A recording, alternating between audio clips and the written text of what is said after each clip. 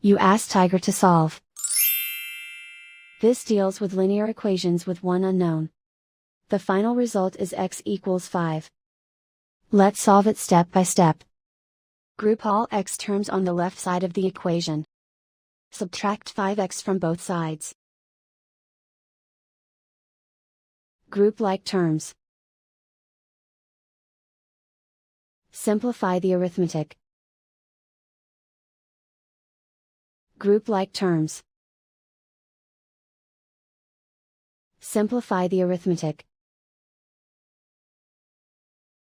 Group all constants on the right side of the equation. Subtract 8 from both sides. Simplify the arithmetic.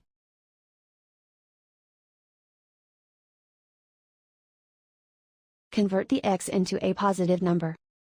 Multiply both sides by -1. Remove the ones. Simplify the arithmetic. And so the final result is x equals 5.